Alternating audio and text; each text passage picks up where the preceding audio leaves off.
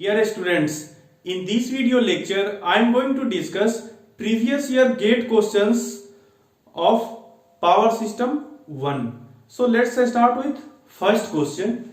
It is written that, see, this question was asked in GATE 1992 for 1 mark. तो हम लोग देखते हैं इस क्वेश्चन में क्या दिया गया है और इसका सॉल्यूशन कैसे किया जाएगा।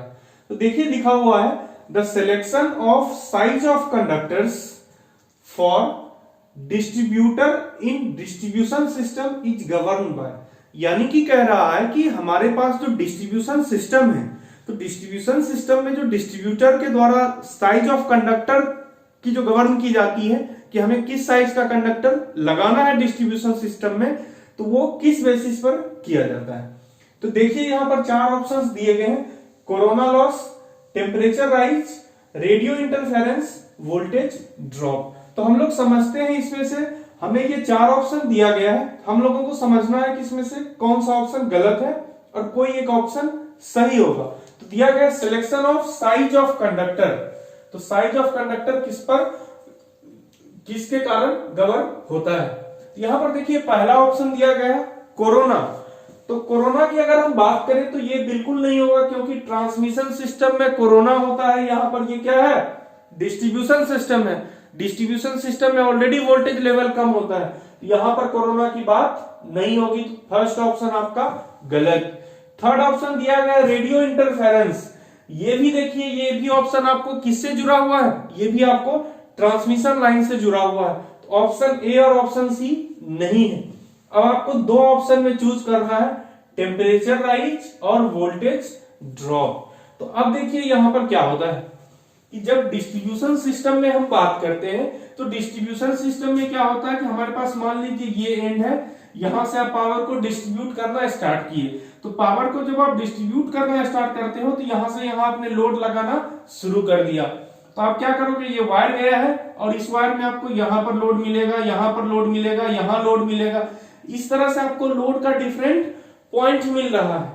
तो जब ये डिफरेंट पॉइंट हमें लोड का मिल रहा है तो हम लोगों को क्या देखना है, मान लेते हैं यहां पर अगर हमें वोल्टेज मिल रहा है 240, अगर हम मान लेते हैं इसी पॉइंट पर मेरा वोल्टेज है 240 वोल्ट।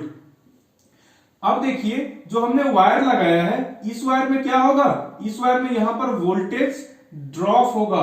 तो इस वोल्टेज ड्रॉप के कारण क्या आपको मिलेगा, ये वाला लोड मान लो ये 238 वोल्ट मिल रहा है, आगे चलोगे 236, 234, यहां मान लो 232 वोल्ट मिल रहा है यहां वाले लोड को।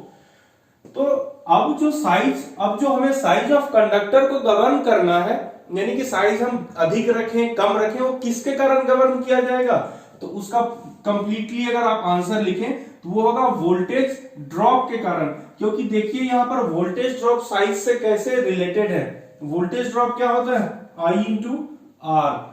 तो देखिए यहां पर अगर आपका साइज कम हो, अगर साइज कम हो तो क्या होगा, रेजिस्टेंस अधिक, और रेजिस्टेंस अधिक होने का मतलब IR, वोल्टेज ड्रॉप ज्यादा होगा, और जब वोल्टेज ड्रॉप ज्यादा होगा तो कंज्यूमर के एंड पर क्या होगा, रेटेड वोल्टेज नहीं मिल पाएगा।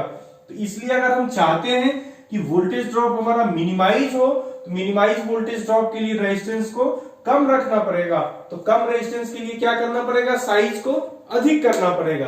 तो हम लोग देख लेंगे कि कितना वोल्टेज ड्रॉप हो रहा है, उसके हिसाब से साइज डिसाइड करेंगे। तो size of the conductor is governed bye, the correct answer is voltage drop. आपको एक ऑप्शन दिया गया था टेम्परेचर राइज। तो देखिए टेम्परेचर की जहां तक बात है, तो ट्रांसमिशन लाइन में टेम्परेचर, डिस्ट्रीब्यूशन सिस्टम में टेम्परेचर उतना मैटर नहीं करेगा, क्योंकि करंट फ्लो हो रहा है, और चूंकि बेयर कंडक्टर्स यूज किया गया है, या चलिए केबल्स भी यूज किया गया है, तो वहां पर कोई दिक्कत नहीं है। टेम्परेचर राइज थोड़ा बहुत होगा तो उससे कोई दिक्कत नहीं है, ठीक है। तो ये रहा फर्स्ट क्वेश्चन का सॉल्यूशन, ये आंसर होगा voltage drop. Voltage drop is the correct answer. Next अब चलते हैं सेकेंड क्वेश्चन। अब ठीक देखिए क्वेश्चन, मैं जो ये दूसरा क्वेश्चन लिया हूं, ये दूसरा क्वेश्चन आपको ये क्वेश्चन गेट में नहीं पूछा गया था, लेकिन ठीक इसके जस्ट अपोजिट क्वेश्चन है यहां पर, ये दूसरा ये क्वेश्चन दिया गया है। और जब ये 4 क्वेश्चंस बोर्ड पर लिखे गए हैं, इन चारों क्वेश्चंस में आपको एक क्वेश्चन आपके लाइफ में इन चारों क्वेश्चन में एक क्वेश्चन का सामना करना ही पड़ेगा। आप कोई भी कॉम्पिटिटिव एग्जाम दोगे, किसी ना किसी कंपटीशन एग्जाम में आपको इन चारों क्वेश्चंस में एक क्वेश्चन जरूर पूछे जाएंगे। इसलिए इस क्वेश्चन को आप अभी क्लियर कर लीजिए, आगे के लिए आपको बचाकर नहीं रखना है, कोई भी टास्क ड्यू नहीं रखना है, इसलिए समझ लीजिए। सेकेंड क्वेश्चन है size of conductors of modern EHV lines. अब extra high voltage transmission lines की बात कर रहा है, उसमें कह रहा है जो साइज ऑफ कंडक्टर्स होता है उसको डिफाइन किया जाता है किस चीज के बेसिस पर।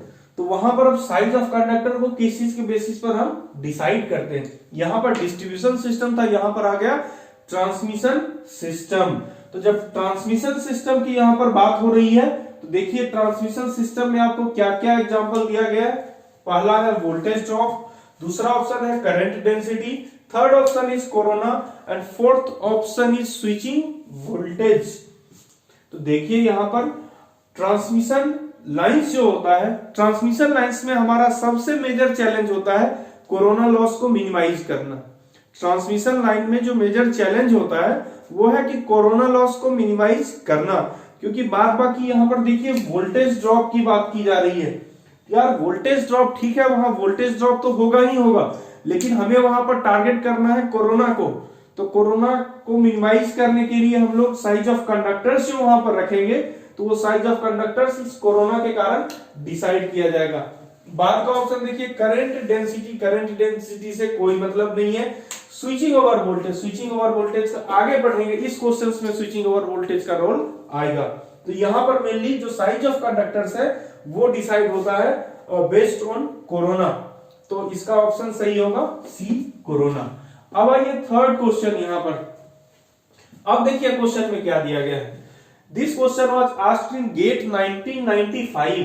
So it is written that the insulation level of a 400 kilovolt EHV overhead lines, यानी कि इसी क्वेश्चन में जिसमें हम साइज ऑफ कंडक्टर्स की बात किए थे, अब यहां पर इंसुलेशन लेवल की बात की जा रही है। Insulation level of a 400 kilovolt EHV overhead lines is decided on the basis of। अब भाई ये ट्रांसमिशन लाइन में इंसुलेशन लेवल कहां पर इंसुलेटर रहता है, तो इंसुलेटर आपका जो आप ट्रांसमिशन लाइन है, ओवरहेड ट्रांसमिशन लाइन है, आपने देखा था ये डिस्क टाइप का इंसुलेटर्स बहुत सारा लगा रहा था, इसके नीचे इस तरह से कंडक्टर जाता है। तो आपको कह रहा है कि ये जो इंसुलेशन है, ये जो इंसुलेटर है, इसका इंसुलेशन लेवल कैसे डिसाइड किया जाएगा, किस चीज के बेसिस पर डिसाइड किया जाएगा। अब देखिए यहां पर क्या क्या चीज आ रहा है आपको। ऑप्शन दिया गया है lightning over voltage, switching over voltage, third option is corona inception voltage और fourth option is radio interference. तो यहां पर देखिए इस क्वेश्चन को कैसे सॉल्व किया जाएगा, आप कंसेप्ट को समझना आपके लिए बहुत जरूरी है। तो यहां पर देखिए थर्ड ऑप्शन दिया गया कोरोना इंसेप्शन। क्या रहा है, इंसुलेशन लेवल। तो देखो भाई कोरोना का क्या है, कोरोना लॉस कितने वोल्टेज पर कोरोना स्टार्ट होता है, क्या है, उस कोरोना का इस इंसुलेशन लेवल से कोई मतलब है, कोई मतलब नहीं। ये इंसुलेशन लेवल क्या बता रहा है, इसके बीच का जो पोटेंशियल डिफरेंस होगा वही वोल्टेज के लिए हम इंसुलेशन प्रोवाइड करेंगे। तो अब इसको कोरोना से क्या मतलब है, कोई मतलब कोरोना से नहीं है। नेक्स्ट दिया गया रेडियो इंटरफेरेंस। तो रेडियो इंटरफेरेंस से भी इसका कोई संबंध नहीं है इंसुलेशन वोल्टेज का। ये सिंपली कहेगा कि भाई ये मेरा पोल का ये ग्राउंड है और ये कंडक्टर है, मान लो यहाँ 400 केवी का जा रहा है, तो हमें बताइए कि जो 400 केवी का यहाँ पर करेंगे तो हम 400 केवी के हिसाब से डिसाइड करें या किसके हिसाब से डिसाइड करें, हमें बताइए। तो रेडियो इंटरफेरेंस भी नहीं होगा ऑप्शन करेक्ट। अब दो ऑप्शन बच रहा है लाइटनिंग ओवर वोल्टेज और स्विचिंग ओवर वोल्टेज। तो लाइटनिंग ओवर वोल्टेज क्या है और स्विचिंग ओवर वोल्टेज क्या है।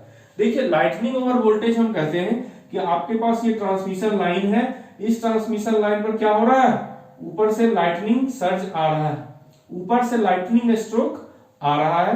तो जब लाइटनिंग स्ट्रोक आता है तो ये भी क्या करता है, ये कंडक्टर के थ्रू फ्लो करने लगता है और इसके कारण सिस्टम का वोल्टेज बहुत अधिक इंक्रीज कर जाता है, क्योंकि ये कंडक्टर पर आएगा, ये वोल्टेज बहुत अधिक बढ़ा देगा। तो हमारा काम क्या है, उस वोल्टेज को भी विथस्टैंड करना चाहिए, लेकिन इसके लिए लाइटनिंग अरेस्टर भी लगाए जाते हैं, सर्ज अरेस्टर, लाइटनिंग अरेस्टर लगाए जाते हैं ट्रांसमिशन लाइन में, जो आप प्रोटेक्शन में पढ़ेंगे, जिसके कारण यहाँ पर इन सारे लाइटनिंग फेनोमेना को भी मैनेज कर लिया जाता है। दूसरा यहाँ पर समझते हैं लाइटनिंग के साथ साथ स्विचिंग ओवर वोल्टेज। भाई स्विचिंग ओवर वोल्टेज क्या है? देखिए स्विचिंग ओवर वोल्टेज होता है कि आपका कोई नेटवर्क है, अब सिर्फ स्विचिंग से समझिए।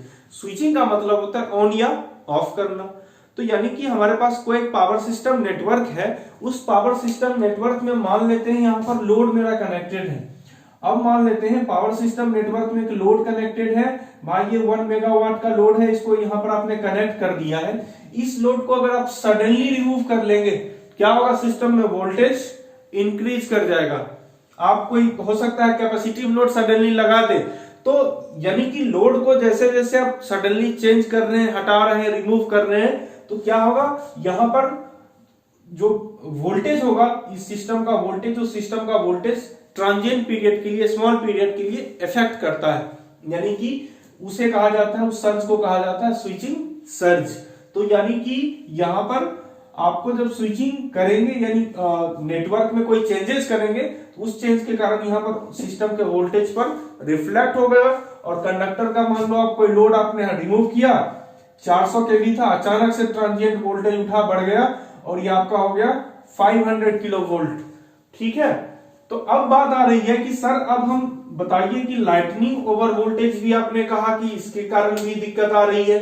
हाँ दिक्कत आ रही है, वोल्टेज बढ़ रहा है। दूसरा स्विचिंग ओवर वोल्टेज, अब बताइए कि हम इन दोनों में किसके बेसिस पर बनाएं?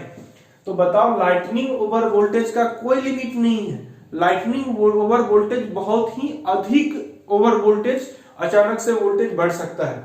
तो आप जो ये इंसुलेशन लेवल बनाओगे, ये इंसुलेशन लेवल इसको टारगेट करके नहीं बनाओगे।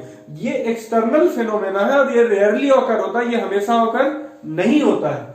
लेकिन ये स्विचिंग ओवर वोल्टेज है, ये 24 आवर स्विचिंग ओवर वोल्टेज, आपके स्विचिंग सर्जेज आते रहते हैं ट्रांसमिशन लाइंस पर। जैसे ही कभी भी लोड को कनेक्ट किए, रिमूव किए, कोई सर्किट ब्रेकर ऑफ हुआ, ऑन हुआ, तो वहां पर स्विचिंग सर्जेस आते रहते हैं। जिसके कारण कि आपको ये ध्यान में रखना पड़ेगा कि जो स्विचिंग ओवर वोल्टेज है, उस स्विचिंग ओवर वोल्टेज कितना हो रहा है, उसके हिसाब से हम यहाँ पर जो इंसुलेशन लेवल है उसको डिसाइड करेंगे। तो इसका आंसर होगा, करेक्ट आंसर होगा स्विचिंग ओवर वोल्टेज।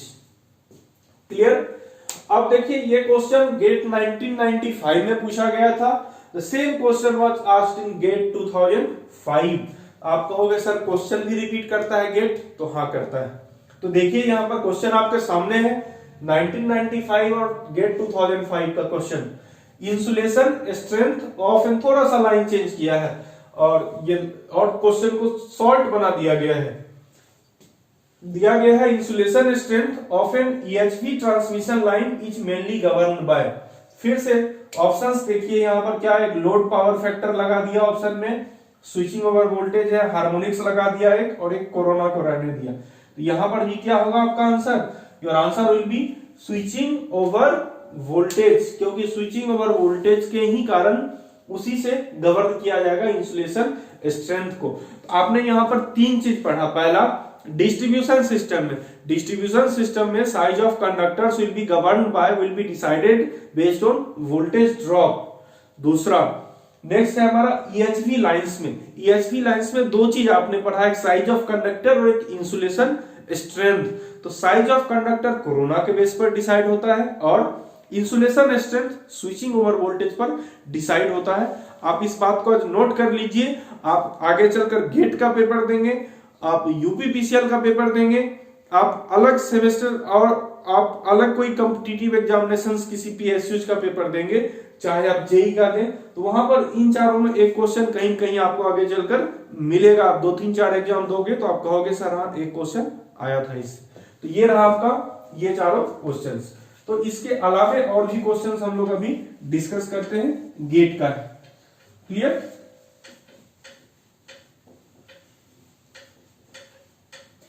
आज total 10 questions previous year gate questions discuss किया जाएगा और आप लोगों को यहां से ये 10 क्वेश्चंस को आज कंसेप्ट वाइज एक्सप्लेन कर रहा हूं और इसे आपको कवर कर लेना है। इसी तरह से आगे वीडियो लेक्चर्स में पावर सिस्टम 1 के जितने गेट के क्वेश्चंस हैं सारे क्वेश्चंस को डिस्कस करा दिए जाएंगे। नेक्स्ट क्वेश्चन देखते हैं क्या है।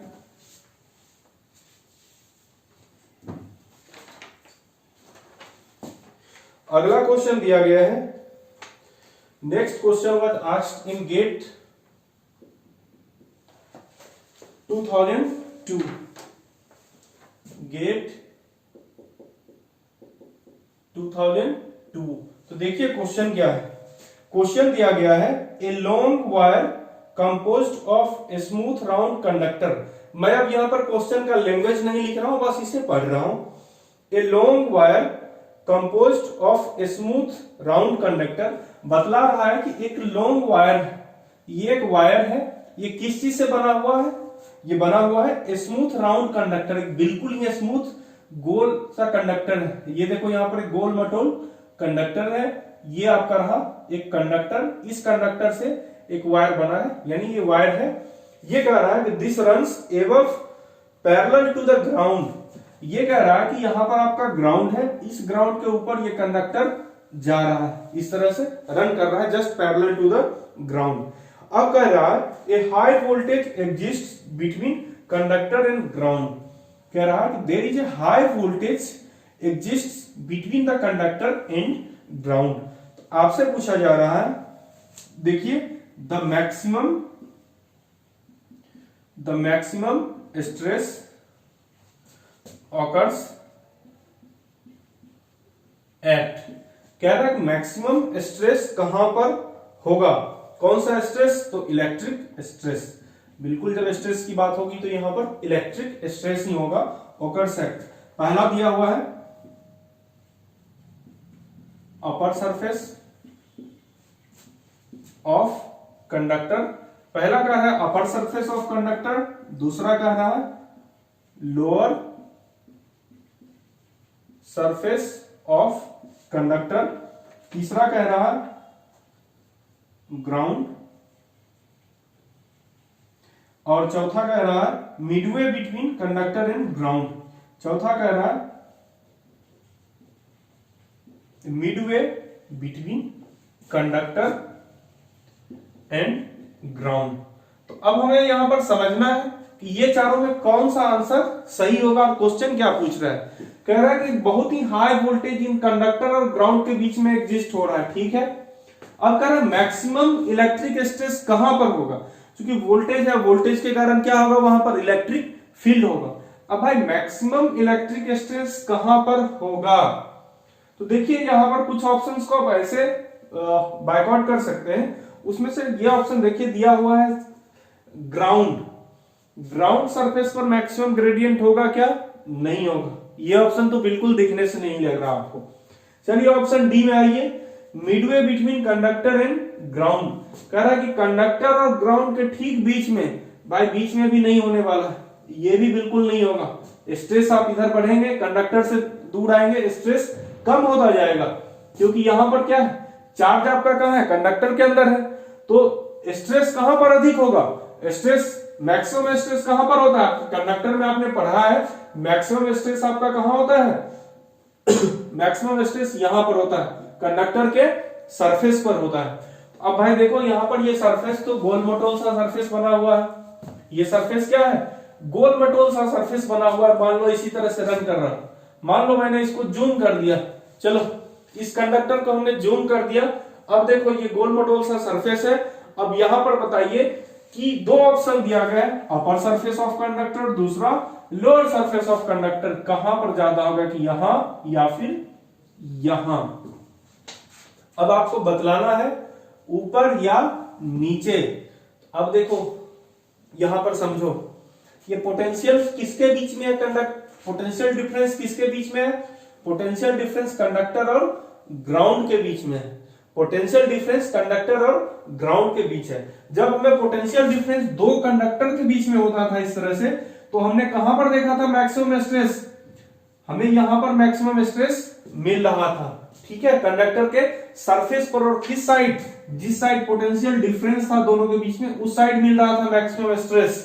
तो यहां पर क्या देख रहे हैं, यहां पर बताइए कि ये है, इसके बीच का पोटेंशियल V है, तो कहां पर मैक्सिमम स्ट्रेस मिलेगा?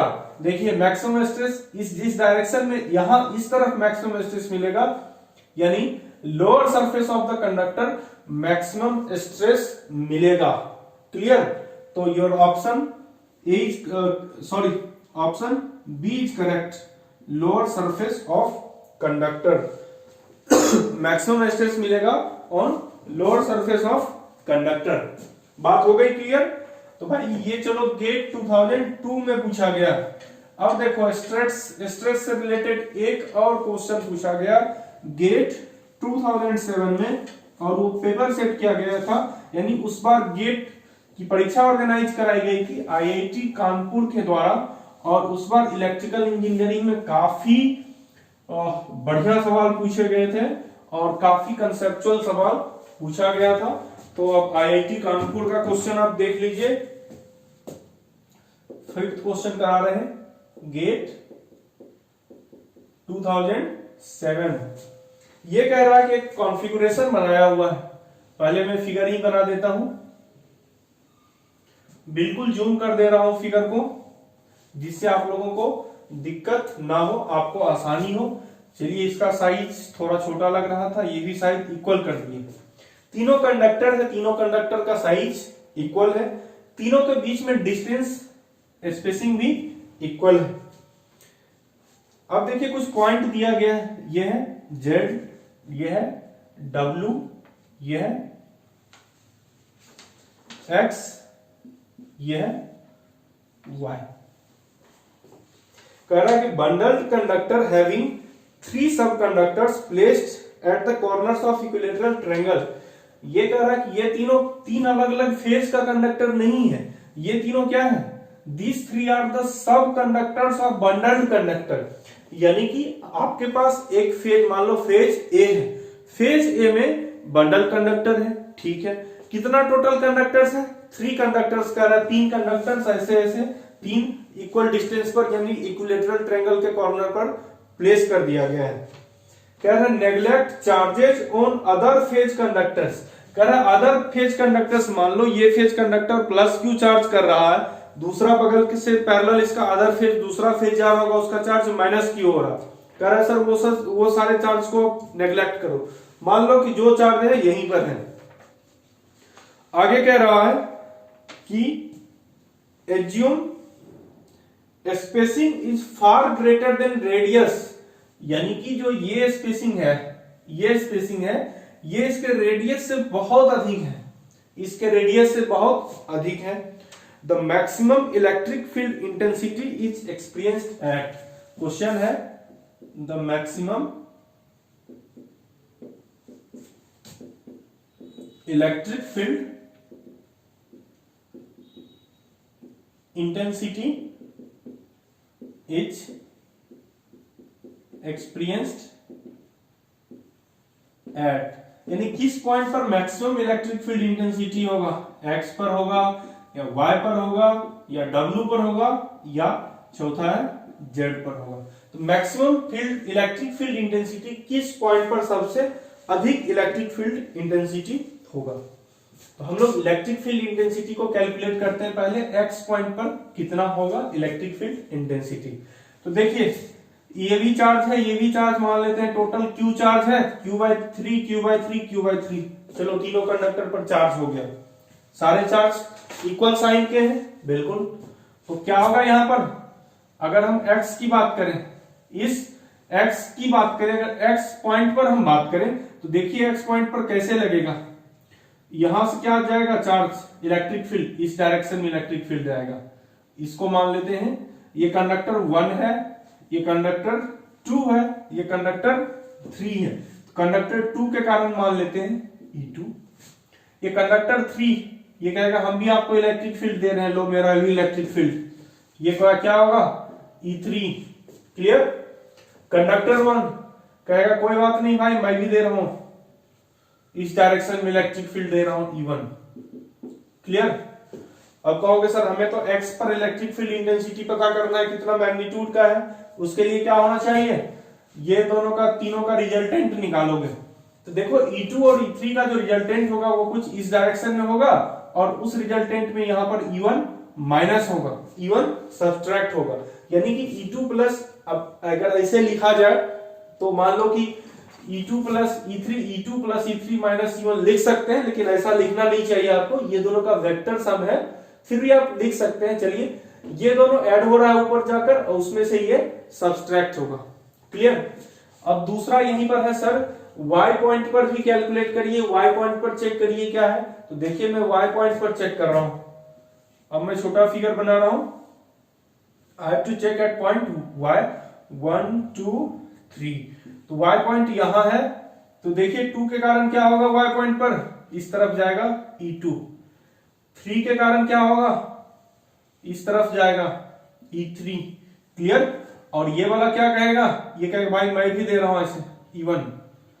तो यहां पर देखिए E1 E2 E3 सब सपोर्टिंग है, E2 प्लस E3 का रिजल्टेंट निकाल दोगे, वो रिजल्टेंट जो आएगा, जो यहां रिजल्टेंट आया था, और इसमें E1 क्या होगा, ऐड हो जाएगा, यहां पर E1 ऐड हो जाएगा। तो यानी आप कह सकते हो कि X और Y में कहां पर सबसे अधिक इलेक्ट्रिक फील्ड इंटेंसिटी है, तो सबसे अधिक इलेक्ट्रिक फील्ड इंटेंसिटी यहां पर Y में आपको दिखा, इस कॉन्फ़िगरेशन में आपको ज्यादा दिखा, यहां आपने Y पर कैलकुलेट किया, X पर कम था। तीसरा कॉन्फ़िगरेशन भी हम चेक कर लेते हैं, ये जो W Z ये सब दे रहा है, इसको भी चेक करिए। तीसरा चलिए यहां पर है, ये हमारा W, तीसरा हमारा ये है Z। तो Z पर हम चेक करते हैं Z का क्या हाल है। Z पर देखिए इसके कारण E2, इसके कारण E3, ये क्या करेगा, ये कहेगा मैं इधर दे रहा हूं, ये E1 होगा। यहां पर देखिए इसका भी रिजल्टेंट करेंगे, क्या होगा, इसका रिजल्टेंट क्या इस सिस्टमैटिक में है, नहीं है, इसका भी रिजल्टेंट कम आएगा। चलिए जेड वाला भी कॉन्फ़िगरेशन नहीं होगा। चौथा बच रहा है हमारा W का, तो W का चेक कर लो, ये है W 1 2 3, W पर लगाओ इधर से E1, ये कहेगा हम E3 इधर देंगे, चलो E3 इधर से E2 देगा।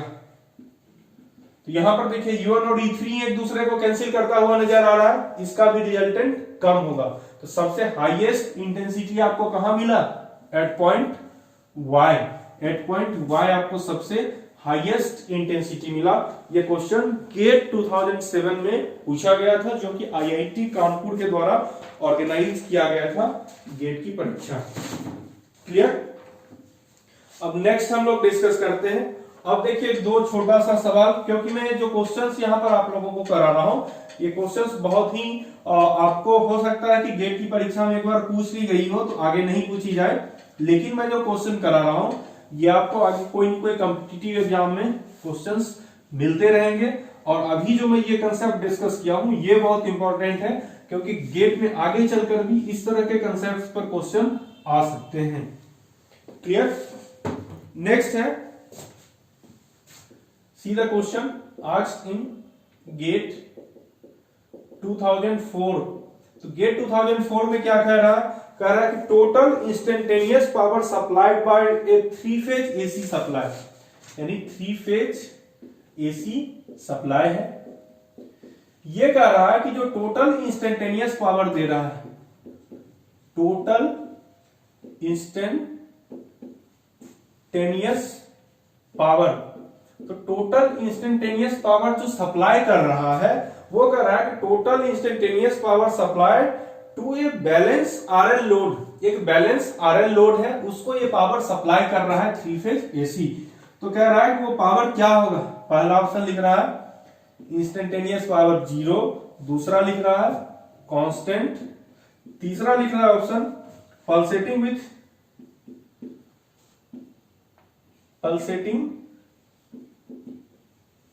विथ 0 एवरेज वैल्यू, और चौथा ऑप्शन दे रहा है आपको D option pulsating with non zero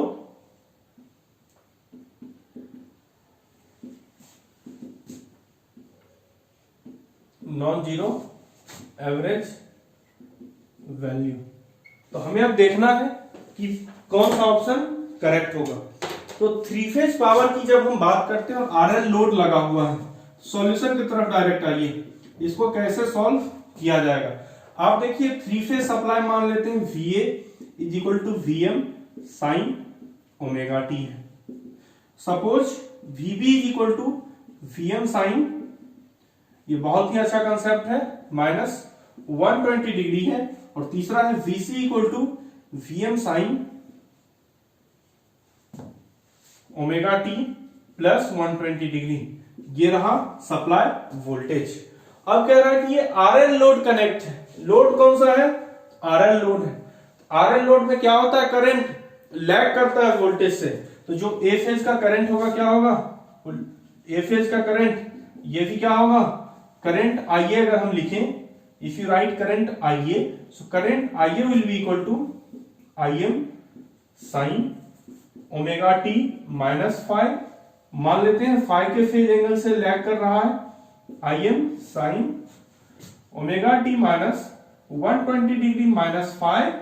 next let us assume IC is equal to Im sine omega t plus 120 degree minus 5। Clear? तो भाई इंस्टेंटेनियस पावर थ्री फेज का क्या होगा? P3 phase instantaneous. जितने भी इलेक्ट्रिकल इंजीनियरिंग में instantaneous value को लिखोगे, इंस्टेंटेनियस हमेशा स्मॉल में लिखा जाता है।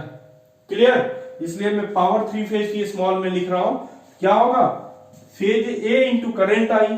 पावर क्या होता है? वोल्टेज इंटू करंट, तो VA इंटू IA, ये हो जाएगा फेज ए का power, plus VB into IB plus VC into IC, ये IC, तो ये पावर होगा। और जब आप इसका पूरा मैथमेटिकल कैलकुलेशंस कर लोगे, आपको क्या वैल्यू मिलेगा? 3VI cos 5, 3VI cos 5। Sir ये V क्या है और I क्या है? V है हमारा Vm by root two, I क्या है? Im by root two. और ये सब क्या है? ये दोनों ध्यान से रखिए, फेज वोल्टेज है और ये क्या है? Phase current. क्लियर? भाई 3 इंटू VI इंटू कॉस 5 मिला। ये 5 भी क्या है? कांस्टेंट है। 5 भी क्या है? पावर फैक्टर एंगल कांस्टेंट है। और वोल्टेज VI cos 5, यानी टाइम के साथ मिला ही नहीं, जो वेरी कर रहा हो। इसका मतलब आपका आंसर क्या है? कांस्टेंट है।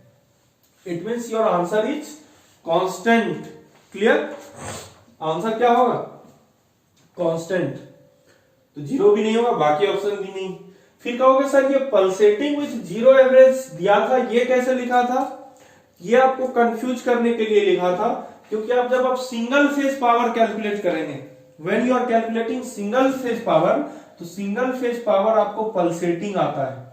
सिंगल फेज पावर आपको पल्सेटिंग मिलेगा, जो कि आप बेसिक इलेक्ट्रिकल इंजीनियरिंग में पढ़े होंगे। सिंगल फेज पावर पल्सेटिंग मिलता है और based on the phase angle उसका एवरेज वैल्यू भी चेंज होता है। इसलिए वो ऑप्शन जो लास्ट का दोनों ऑप्शन दिया गया था, वो आपको दिया गया था सिर्फ और सिर्फ उसको टारगेट करके, सिंगल फेज लोड को टारगेट करके आपको क्वेश्चन दिया गया था।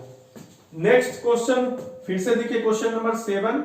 ये पूछा गया था गेट 2004 में। क्या क्वेश्चन है? क्वेश्चन है कि the rated voltage of a three phase power system is given as. Question है the rated voltage of a three phase power system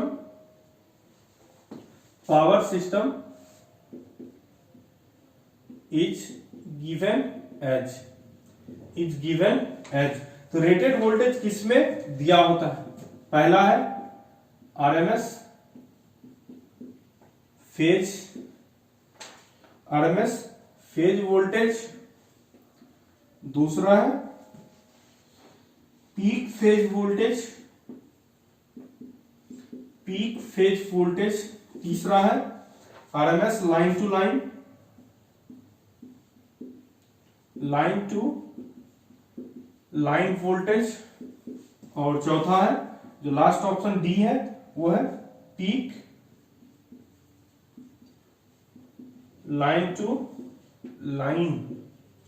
तो जो हमारा थ्री फेज सिस्टम होता है, थ्री फेज पावर सिस्टम, वहां पर अगर आपको वोल्टेज की रेटिंग दी जाती है, तो मान लो आपको दिया जाएगा 400 kV 50 हर्ट्ज। तो यहां पर जो भी इस तरह से रेटिंग दी जाती है थ्री फेज सिस्टम में, मैं थ्री फेज सिस्टम की बात कर रहा हूं, या मान लो अगर आपको सिंगल फेज सिस्टम भी रहेगा तो रेटिंग किस में दी जाती है, आरएमएस में दी जाती है रेटिंग कभी भी आपको।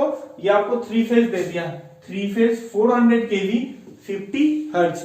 अगर आपको सिंगल फेज भी देता है 230 वोल्ट 50 हर्ट्ज, तो आप क्या जानते हैं, आप जानते हैं कि जो रेटिंग होता है वो आरएमएस वैल्यू दिया जाता है, पीक वैल्यू रेटिंग नहीं दी जाती। भाई पीक वाला ऑप्शन गया, ये दोनों ऑप्शन ए और डी खत्म, बी और डी खत्म। अब दो ऑप्शन आपके पास बचा है, इन दोनों ऑप्शन को हम लोग देखते हैं। अब देखिए जो वोल्टेज की रेटिंग दी जाती है वो लाइन टू लाइन वोल्टेज के बीच की रेटिंग दी जाती है, इसके बीच की रेटिंग दी जाती है। तो ये क्या है, आरएमएस लाइन टू लाइन। तो RMS line to line rating आपको हमेशा दिया जाता है, फेज वोल्टेज का रेटिंग नहीं दिया जाता है थ्री फेज पावर सिस्टम में। तो ये क्वेश्चन का आंसर होगा, correct answer will be RMS line to line voltage. ठीक है, फिर से नेक्स्ट क्वेश्चन हम लोग डिस्कस करते हैं। 3 क्वेश्चंस आर लेफ्ट, तीनों क्वेश्चंस को भी डिस्कस करते हैं हम लोग। क्या है अगला तीनों क्वेश्चन, देखिए क्वेश्चन दिया गया है। ये क्वेश्चन बहुत इंटरेस्टिंग है और बहुत आसान भी है, और ये क्वेश्चन आपको आगे कई एग्जामिनेशंस में आपको मिलेंगे। तो इस क्वेश्चन को आप लोग देखिए, क्वेश्चन नंबर 8 है, डिस्कस कर रहा हूं। लिख रहा है phase sequence of a three phase system shown in figure is. लिख रहा है phase sequence of a three phase system shown in figure is. तो भाई फिगर क्या है, पहले मैं फिगर बना देता हूं।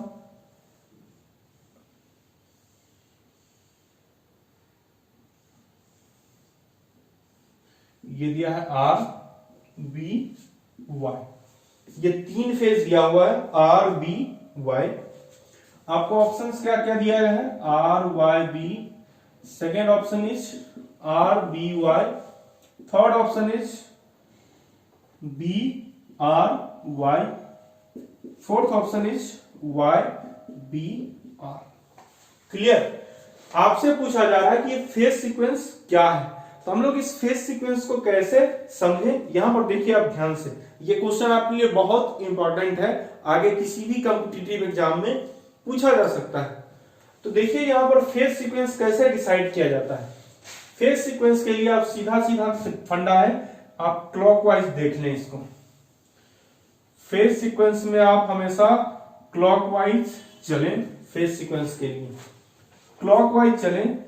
ठीक है, अब सर सीक्वेंस कैसे डिसाइड करोगे, सीक्वेंस डिसाइड किया जाता है कहीं किसी एक पॉइंट से चलो। सर मैं यहां से चलूंगा, ये मेरा स्टार्टिंग पॉइंट होगा, ठीक है, आप यहीं से चलो, इसी स्टार्टिंग पॉइंट से। इस स्टार्टिंग पॉइंट पर पहला फेज क्या मिल रहा है, यहां से चलना शुरू किए वाई वाई, दूसरा क्या मिला आर, तीसरा क्या मिला बी, ये है आपका बी फेज। कहोगे सर ये फेज सीक्वेंस आपका क्या है, correct, Y R B. Now see the options, all the options are different, ये वाई आर बी नहीं है। तो क्या मैं सॉल्यूशन आपको गलत बतला रहा हूं, नहीं। क्या इसमें ऑप्शंस गलत दिए गए, नहीं, इसमें से एक ऑप्शन सही भी दिया गया। फिर ये क्या फंडा है, तो देखिए इसके लिए क्या फंडा है इसका। इसका फंडा है कि आपने वाई से स्टार्ट किया था, क्लियर, आप आर से भी स्टार्ट कर सकते हो, बी से भी स्टार्ट कर सकते हो, सबसे आपको कहीं से स्टार्ट कर सकते हो। आप कहोगे सर ठीक है हम आर से स्टार्ट करते हैं, आर से स्टार्ट करोगे, पहला होगा आर, दूसरा होगा B, third one will be Y.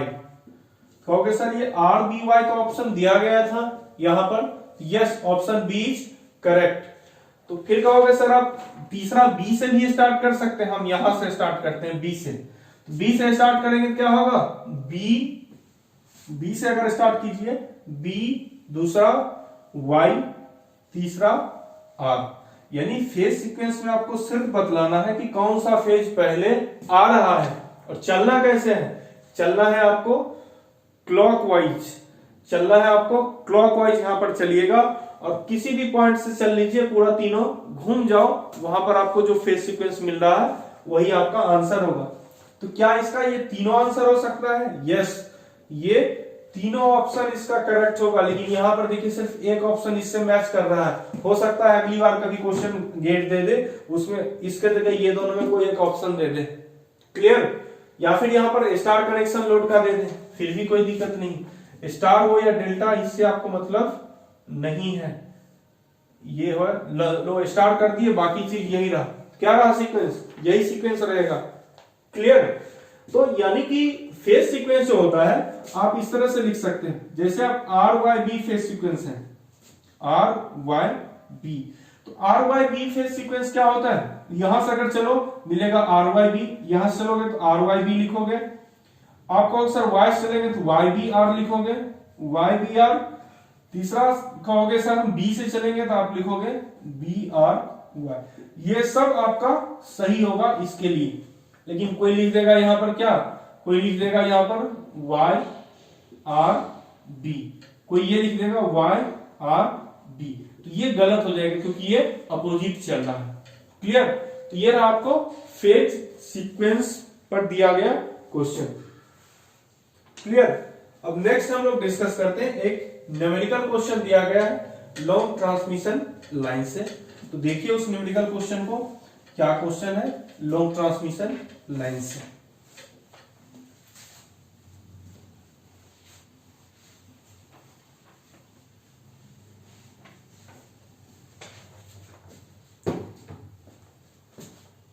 Question देखिए दिया गया, क्वेश्चन नंबर 9 गेट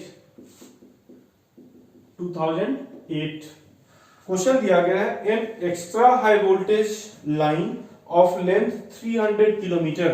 दिया गया है एक्स्ट्रा हाई वोल्टेज लाइन है, उसका लेंथ 300 किलोमीटर है। Can be approximated by a lossless line having a propagation constant. ये क्या कह रहा है? ये कौन सा लाइन है? Lossless line. तो 300 किलोमीटर हो गया, मतलब लॉन्ग ट्रांसमिशन लाइन है। कह रहा प्रोपगेशन कांस्टेंट बीटा दिया गया है 0.00127 रेडियन पर किलोमीटर। आप कहोगे सर आपने लिखवाया था कि गामा होता है प्रोपगेशन कांस्टेंट और वो होता है अल्फा प्लस जे बीटा। तो यहां पर ये बीटा सिर्फ क्यों दिया गया है और बीटा को प्रोपगेशन कांस्टेंट क्यों कह रहा? क्योंकि आपको लॉसलेस लाइन लिख चुका है। तो लॉसलेस लाइन में क्या होता है? ये पार्ट आपका जो होता है, ये पार्ट आपका जीरो होता है। एटेन्युएशन आप में आपका सिग्नल का एटेन्युएशन नहीं होता है, यानी लाइन लॉसलेस है। तो ठीक है, तो आप इसलिए बीटा को भी यहां पर क्या दिया जा रहा है? Propagation constant. लेकिन होता क्या है बीटा एक्चुअली में? Phase constant. नेक्स्ट दिया गया then the percentage ratio of line length to wavelength will be. पूछा जा रहा है percentage ratio of line length two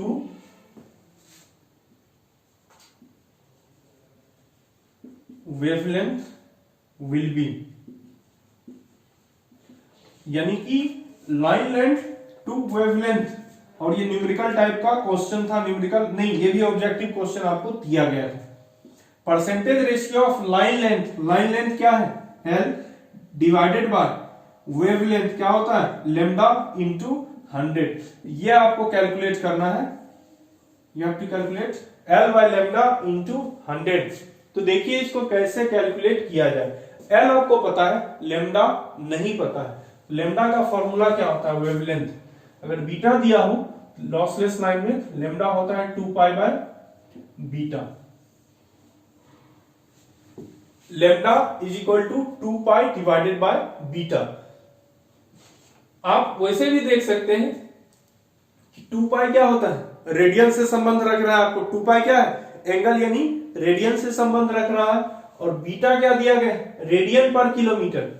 radian radian cancel हो जाएगा और किलोमीटर ऊपर जाएगा, तो इसका भी यूनिट किलोमीटर में आ जाएगा। तो देखिए आप लिखिए यहां पर क्या है? 2 पाई डिवाइडेड बाय 0.00127, ये क्या हो जाएगा? किलोमीटर। और जब आप इसको कैलकुलेट करोगे तो इसकी वैल्यू आ रही है आपको 4947.1 10 किलोमीटर, ये इसकी वैल्यू आ गई है लेम्डा की। एल आपको पता है 300 किलोमीटर, आप इसको पुट करेंगे 300 डिवाइडेड बाय 4947.10 इंटू 100%। तो यहां से जो आंसर आ रहा है यू आर गेटिंग 6.06%। आप देख सकते हैं क्वेश्चन पूछा गया था, ठीक है, लॉन्ग ट्रांसमिशन लाइन का था, but you solve this question just by this formula. You have to remember lambda equal to 2 pi by beta. और ध्यान रखिएगा कि आजकल gateway of long transmission line से क्वेश्चंस खूब पूछा जाने लगा है। आपको इस तरह का क्वेश्चंस, इस फॉर्मूला से बेस्ड क्वेश्चन आपको आगे भी मिल सकता है किसी एग्जाम में। क्लियर? लास्ट क्वेश्चन आज डिस्कस करते हैं, 10th क्वेश्चन। देखते हैं क्वेश्चन क्या है। ये क्वेश्चन पूछा गया था गेट 2014 सेट 1, यानी 2 सेट में पेपर हुआ था, 2 या 3 सेट में। तो सेट 1 में पूछा गया था, 3 सेट में पेपर हुआ था। सेट 1 में ये क्वेश्चन आया था, the undesirable property of an electrical insulating material is, the undesirable property of an electrical insulating material is of an electrical insulating material is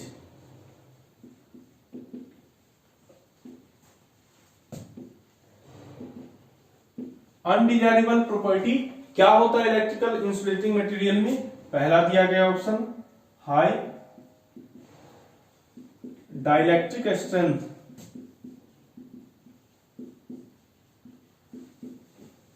दूसरा दिया गया है हाई रिलेटिव परमिटिविटी, तीसरा दिया गया है हाई थर्मल कंडक्टिविटी, चौथा दिया गया है high insulation resistivity, high insulation resistivity. अब हमको आंसर इसमें से चूज करना है एक कि कौन सा करेक्ट होगा। कह रहा है कि अनडिजायरेबल यानी कि जो नहीं होना चाहिए वो कौन सी ऐसी प्रॉपर्टी है जिसकी हमें जरूरत नहीं है इंसुलेटिंग मटेरियल के लिए। पहला दिया गया हाई डाइलेक्ट्रिक स्ट्रेंथ। तो देखिए इंसुलेटिंग मटेरियल जो होता है, जैसे आप केबल का की बात करिए तो केबल में जो इंसुलेटिंग मटेरियल आपने यूज किया था केबल को इंसुलेट करने के लिए, मान लीजिए पॉलीविनाइल क्लोराइड का आप यूज कर रहे थे, तो उसका डाइलेक्ट्रिक स्ट्रेंथ क्या होना चाहिए? डाइलेक्ट्रिक स्ट्रेंथ अधिक होना चाहिए। तो डाइलेक्ट्रिक स्ट्रेंथ तो क्या है? यह है डिजायरेबल, इसको डी में लिख रहा हूं डिजायरेबल। दूसरा चलिए रिलेटिव परमिटिविटी। तो देखिए उससे पहले एक ऑप्शन आप डिस्कस कीजिए कि ऑप्शन नंबर डी देखिए हाई इंसुलेशन रेजिस्टिविटी। आप ये दोनों ऑप्शन में तो सी और ए और सी में कि ये तो होना ही चाहिए, ये दोनों तो डिजायरेबल ही डिजायरेबल है। इंसुलेशन रेजिस्टेंस अधिक होना चाहिए, उस मटेरियल का रेजिस्टिविटी अधिक होना चाहिए, जितना ज्यादा उतना बेटर, बढ़िया इंसुलेटर है। अब देखिए बी और सी में, सी लिख रहा है हाई थर्मल कंडक्टिविटी। तो देखिए इलेक्ट्रिकल कंडक्टिविटी तो नहीं होना चाहिए, लेकिन ये थर्मल कंडक्टिविटी दे रहा है। थर्मल कंडक्टिविटी का मतलब होता है अगर किसी मटेरियल का थर्मल कंडक्टिविटी अधिक है, इसका मतलब उसमें हीट बहुत आसानी से फ्लो कर सकता है, यानी कि, और ये बहुत ही डिजायरेबल प्रॉपर्टी होता है, क्योंकि आप एक इंसुलेटर बना रहे हैं, इंसुलेटर मान लो आप केबल को इंसुलेट कर रहे हो, तो वहां पर उसकी अगर थर्मल कंडक्टिविटी अधिक होगी इंसुलेटिंग मटेरियल की, तो जिसके कारण हीट का डिसिपेशन अधिक होगा, इसलिए ये भी डिजायरेबल है। तो अनडिजायरेबल आपका क्या बच रहा है? Relative permittivity. तो रिलेटिव परमिटिविटी भी आई, क्यों है अनडिजायरेबल?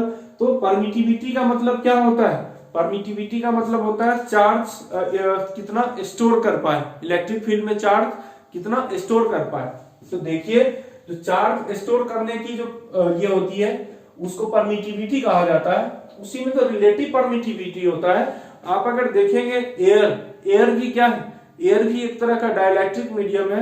एयर में भी क्या है, करंट फ्लो नहीं करता है। एयर की रिलेटिव परमिटिविटी क्या होती है, 1.006 के बराबर होती है, वैक्यूम के बराबर। आप पीवीसी मटेरियल का ले लो, इसकी रिलेटिव परमिटिविटी अप्रोक्सीमेटली 3 के अप्रोक्स होती है। लेकिन जब आप कंडक्टिंग मटेरियल की बात करोगे तो वहां पर रिलेटिव परमिटिविटी अधिक होती है। इसलिए high value of relative permittivity is undesirable property of an electric insulating material. जो आज मैंने ये 10 क्वेश्चन डिस्कस किया आपसे, काफी इंपॉर्टेंट क्वेश्चन है और इसमें काफी कंसेप्ट्स को मैं एक्सप्लेन किया हूं। तो आप इन 10 क्वेश्चंस आज आपके लिए हो गया। फिर नेक्स्ट वीडियो लेक्चर में हम लोग और 10 क्वेश्चंस को डिस्कस करेंगे।